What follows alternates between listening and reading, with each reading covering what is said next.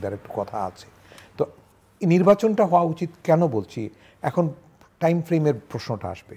আমাদের যে প্রধান উপদেষ্টা যিনি, যাকে আমরা সকলে মিলে সবাই মিলে সর্বতোভাবে তাকে যেহেতু চিহ্নিত পছন্দ করে নিয়ে আসা হয়েছে, উনি একজন গার্জিয়ান হিসেবে এখন এই সরকারে আছেন এবং আসলেই উনি ছাড়া কিন্তু বাকি সব কিছুতে অনেক দূরত্ব, অনেক ফাঁক, উনার রিপ্লেসমেন্ট কিন্তু অনেক জটিল। সে কারণে আমরা মনে করি উনার চিন্তা চেতনা থেকে উনি যেগুলো করেছেন, ছাত্রদের অনুভূতি, রাজনৈতিক প্রতিষ্ঠানগুলোর অনুভূতি, নবীন প্রবীণের সবগুলো অনুভূতিকে একীভূত করে তিনি করবার চেষ্টা করেছেন। অনেক কাঠখড় পোড়ানোর পরে তিনি একটা নির্বাচনের একটা ঘোষণা তিনি করেছেন। আমার মনে হয় যে এই জায়গাতে আপনারা অনেকে হয়তো দ্বিমত করবেন আপনাদের প্রেক্ষাপট বিবেচনা করে। আমার কেন জানি মনে হয় ডক্টর ইউনূসের আন্তর্জাতিক যে অবস্থান, উপস্থিতি, তার প্রেজেন্স, এটি রক্ষা করবার জন্য এই ফেব্রুয়ারিতে তিনি যেহেতু ঘোষণা করেছেন, ওখানে নির্বাচন না হলে তার মানটা আর থাকে না। আর আরও একটি তার পিছনে সহায়ক শক্তি হচ্ছে এখানে বেশিরভাগ রাজনৈতিক প্রতিষ্ঠানের অংশীদারিত্ব যেখানে আছে। যেমন ধরেন আপনি যদি বিএনপির কথা বলেন, জামাতে ইসলামীর কথা বলেন, এখন কিন্তু কার্যকরভাবে এই দুটো প্রতিষ্ঠানই কিন্তু কার্যকরভাবে বলবৎ আছে এবং দীর্ঘমেয়াদী তাদের প্রাতিষ্ঠানিক কাঠামো আছে পুরো দেশব্যাপী। এনসিপির হয়তো অনেক ভালো জিনিস হচ্ছে, অনুভূতি আছে, আকাঙ্ক্ষা আছে, তাদের মধ্যে মেধা আছে, কিন্তু তারা তো এখনও বিস্তারিত সেভাবে হতে পারেনি। কার্যকরভাবে দুটো প্রতিষ্ঠান আছে এবং এই দুটো প্রতিষ্ঠানের মধ্যেও আমাদের ধারণা অনুযায়ী যে এই যে দূরত্ব, কিন্তু গ্যাপ অনেক বড়। জামাতে ইসলামকে যদি একটি পরিপূর্ণ কাঠামোর কথা বলি আর বাংলাদেশ জাতীয়তাবাদী দলের কথা যদি বলি, পরিপূর্ণ কাঠামোর মধ্যে দুটো রাজনৈতিক দলও আছে, কিন্তু তাদের এই যে পার্টিসিপেশন এবং এটার ব্যাপারে অতীতের যে পরিসংখ্যানগুলো আছে সেগুলো যদি আমরা দেখি, তাহলে দেখি দূরত্ব অনেক বেশি। এখন পরিবর্তন হয়ে গেছে 15-16 বছরে, কী হবে সেটার একটা ভিন্ন মাত্রা আছে, সেটা হয়তো সময়ে দেখা যাবে।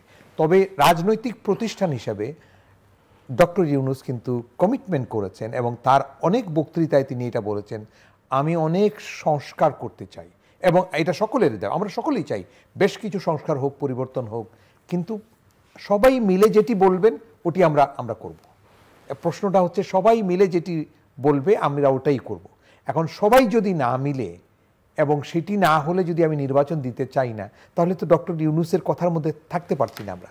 উনিও কথাটা দিয়েছেন, উনি তার অবস্থান থেকে একটা কথা বলেছেন। আমার মনে হয় আমাদের একটা জিনিস ভাবতে হবে যে ওভারনাইট অনেক জিনিস অর্জন হয়তো করা সম্ভব হবে না, আর অনাদিকাল বা অনেক লম্বা সময় কিন্তু রাজনৈতিক প্রতিষ্ঠানের বাইরে রাষ্ট্র কাঠামো পরিচালিত হলে আন্তর্জাতিক সম্পর্কগুলো আমাদের আলগা হয়ে যাচ্ছে। আমি বসে বসে এখানে একটু দেখছিলাম, কর্নেল AK মোস্তাফিজুর রহমান একসময় পররাষ্ট্রমন্ত্রী ছিলেন এই দেশের, আমার মনে হয় তখন বিএনপি সরকার ছিল। ওই সময় থেকে নিয়ে অলমোস্ট সকল, একমাত্র এই যে ডক্টর হাসান মাহমুদ ছাড়া সকলের সাথে প্রবাসীদের নিয়ে কাজ করবার অভিজ্ঞতা এবং দাবি দাওয়া করবার অভিজ্ঞতা আমার আছে।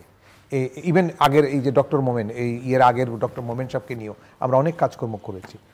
একমাত্র বিষয় হলো যে প্রবাসীদের বিষয়গুলো নিয়ে কথা বলতে গেলে রাজনীতির বিভাজনটা আমরা আনি না সামনে, এবং সেখানে আমরা কোনো সময়ই রাজনৈতিক কোনো দলাদলির কথা বলি না। কিন্তু আমরা বুঝি যে 85%, 80 থেকে 85%, আমার উপলব্ধি, পরিসংখ্যানে কেউ যদি আমাকে বলেন যে এটা নয়, এটা অন্যটা ঠিক, আমি তার সাথে আর্গুমেন্ট করতে যাব না, কিন্তু আমার ধারণা অনুযায়ী 80 থেকে 85% প্রবাসী যারা দেশের বাইরে থাকেন তারা কাজকর্ম নিয়ে আছেন আর দেশটাকে নিয়ে আছেন। তারা কিন্তু কোনো দলাদলি করেন না, খুব বেশি রাজনৈতিকভাবে দলীয়ভাবে সম্পৃক্ত নয়। তবে তাদের একটা অংশদের মধ্যে ভোট দেন, কেউ হয়তো বিএনপিতে ভোট দেয়, কেউ জামাতে ভোট দেয়, কেউ আওয়ামী লীগের মধ্যে ভোট দেয়, বাট প্রাতিষ্ঠানিক কাঠামোর মধ্যে কিন্তু অনেক বেশি তারা নাই। তো এই মানুষগুলো আশা করেছিল এই জুলাইয়ের পরবর্তী সময়ে যে সামনে একটা সুন্দর দিন আসবে, স্থিতিশীল সরকার হবে, চুরিচামারি এবং এই যে চাঁদাবাজিগুলো বন্ধ হবে। এটি কিন্তু বন্ধ হয়নি। রাজনৈতিক প্রতিষ্ঠানগুলো সেই সুযোগগুলো নিয়েছে, আমাদের এই তরুণদের অনেকের মধ্যে কিন্তু এই কথাগুলো সামনে আসছে।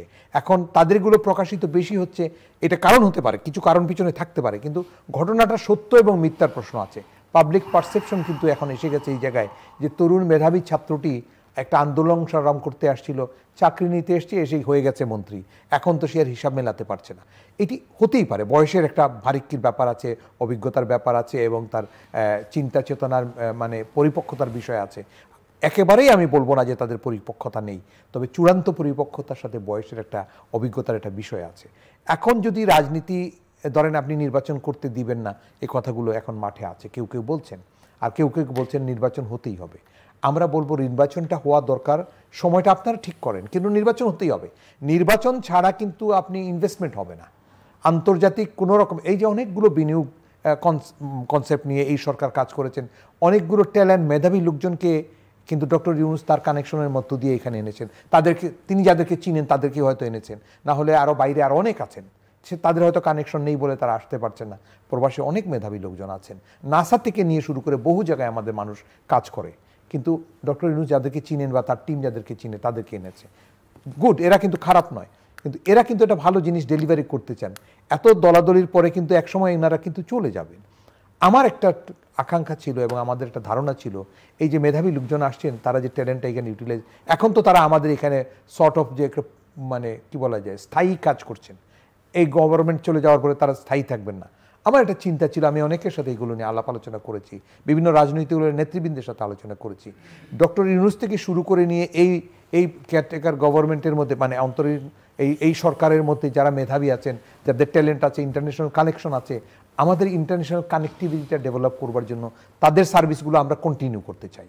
কি ফর্মে করবো ওটা ভিন্ন বিষয়, আলোচনা হতে পারে, রাজনৈতিক সরকার আসবে, আলোচনা করবে কোন ফর্মেটে কাকে কীভাবে ইউটিলাইজ করা যায়, যারা বিভিন্ন সময় ট্যালেন্ট ছিলেন। ডক্টর ইউনূসের জন্য আমাদের জন্য এটা যে সুবিধাটা ছিল, আমরা যদি অনেক ভালোভাবে তাকে স্মুথলি যদি তার এক্সিটটা হয় এবং তাকে যদি আমরা নিতে পারি, তাহলে অনেকগুলো দরজা ধাক্কা দেবার জায়গাটা আমার আছে। তিনি ব্যক্তিগতভাবে মানুষ চিনেন, আন্তর্জাতিক অঙ্গনে দীর্ঘদিন চলাফেরা করেছেন। আমরা একটা জায়গায় যেতে গেলে তদবির যদি করতে হয় আপনার দেশের জন্যে, তদবির করতে হলে লোকটাকে চিনতে হয়, আমি না চিনলে আপনাকে তদবির করব। উনি কিন্তু অনেককে চিনেন। এই যে মালয়েশিয়ার প্রধানমন্ত্রী কয়েকদিন আগে দেখা করে আসলেন, আরও বিভিন্ন দেশের রানী উনি অনেককে চিনেন, অনেকে তার বক্তৃতা শুনতে পয়সা দিয়ে আসেন, এগুলো আমরা জানি। এইটা যেন ক্ষতিগ্রস্ত না হয়, রাষ্ট্রীয় একটা সম্পদ মনে করি, এবং ক্ষতিগ্রস্ত না করার জন্য ডক্টর ইউনূস এই জায়গাটাতে শক্তভাবে থাকতে চেষ্টা করবেন। আমাদের যে প্রতিষ্ঠানগুলো আছে এগুলো কিন্তু এখনও ডক্টর ইউনূসের সাথে আছে এবং নির্বাচন ঘোষণা করার পরে আরও বেশি সম্পৃক্ত হয়েছে। একটা যারা অনেক পরিবর্তন চাচ্ছেন তারা হয়তো একটু ক্ষুব্ধ আছেন। আমি একটা আইন উপদেষ্টা, তিনি তো এই ক্যাবিনেটের মধ্যে বা এই সরকারের মধ্যে একজন গুরুত্বপূর্ণ ব্যক্তি এবং আন্দোলনের একজন সামনের ভাগের সৈনিক, যদিও তার সাথে হয়তো তার সাথী অনুজদের সাথে কিছুটা আমি মতভিন্নতা দেখছি। আমরা একটু খেয়াল করলাম যে তার বিরুদ্ধেও কিছু আন্দোলন সংগ্রাম তৈরি হচ্ছে, যেহেতু তিনি নির্বাচনটা করতে চেয়েছেন। এখন প্রশ্নটা হচ্ছে, নির্বাচন যদি করতে চায় আর তখনই যদি আপনি বিরুদ্ধে চলে যান, তাহলে আপনাকে নিয়েই তো আমি চলেছি। আপনার সাথে কি আমার এগ্রিমেন্ট ছিল যে 3 বছর আমি নির্বাচন করতে পারবো না? আমি কি এটা দিয়ে আসছিলাম? আমি এটা দিয়ে আসি নাই। এই জিনিসগুলো আপনি করবেন এটা বলে এসেছিলেন, আসেন নাই। সময়ে সময়ে পরিবর্তন হয়েছে, ডেভেলপমেন্ট হয়েছে, এইগুলো হয়েছে। এইগুলোও যদি কোনো রকমের মানে ময়লা আবর্জনা ছাড়া যদি চলতো, মানুষ তার বাদেও অ্যাকসেপ্ট করতো। কিন্তু এর মধ্যেই কিন্তু তরুণদের মধ্যে অনেক বিভ্রান্তি চলে আসছে, অনেক রকমের আর্থিক বিষয় নিয়ে নানান রকমের কথাবার্তা। কিছুক্ষণ আগেও একজন বলছিলেন এগুলো আসছে, আমরা এগুলো ছড়াতে চাই না। আমাদের তরুণ সম্পদটাকে আমরা নষ্ট করতে চাই না। এই সম্পদটাকে ভবিষ্যতের তরুণ প্রজন্মকে সামনে নিয়ে যাওয়ার জন্য একটা মাইলস্টোন হিসাবে আমরা চাই, মনে করি এটা পাই, এবং তার জন্য কিন্তু একটা সুষ্ঠু সুন্দর নির্বাচন। আমি তাকে একজন জাতীয় সম্পদ মনে করি, হ্যাঁ, কিন্তু অন্তর্বর্তীকালীন সরকারের দায়িত্ব নেওয়ার পরে এই কাজটি ওনার না, তিনি আপাদমস্তক ব্যর্থ হয়েছে, এটা আপনাকে স্বীকার করতেই হবে। এই ছাত্রদেরকে ওনার পৃষ্ঠপোষকতায় ছাত্ররা সংগঠন করেছে। এই ছাত্ররা এখন মানব পাচারে পর্যন্ত জড়িত হয়েছে, জামালপুরে ধরা পড়ছে। তা আপনি বলেন এই ছাত্ররা এত বিতর্কিত হয়ে গেছে। আমি তো বলি বিজ্ঞানের যুগে, যেখানে অটোমেশন, আপনি ব্যবসা করেন, রোবট, আইওটি,